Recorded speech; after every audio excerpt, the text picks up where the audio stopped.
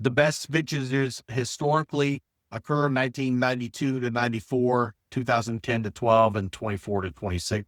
Possibly. I'm not going to go much into the tax advantages, but I will talk about it a little bit. So some historical truth about cycles. This is where fortunes are built. You buy when there's fear in the market, holding through the recovery, selling into strength. So we want to sell when the interest rates are down, because when buyers are buying buildings, when they go get debt on the building, as the lower the debt, the more they can offer. So that's kind of the way to think about this entire cycle. So if you watch interest rates and watch where they're projected to go, it looks like we're going to be in a interest rate compression cycle for the next at least 8 to 12 months, something around there. The new Fed chair is coming in May or June. His name is most likely Kevin Warsh, and he is very dovish when it comes to interest rates. The best vintages historically occur 1992 to 94, 2010 to 12, and 24 to 26.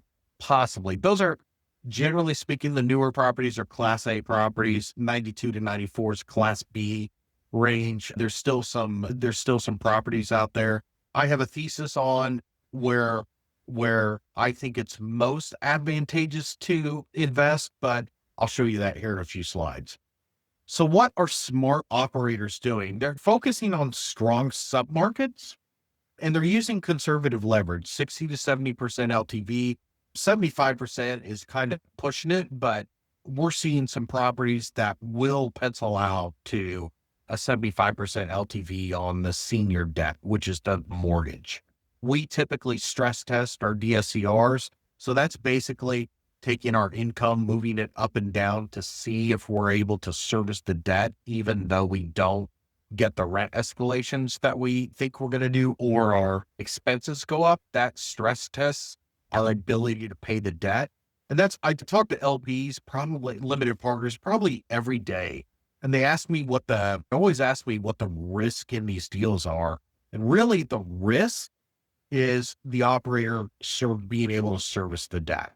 So that's where the risk really comes into play. The only way you've lost money in these deals as a limited partner is if the property sells at a loss or the bank takes the property, which is obviously that's bedlam. You don't want that to happen.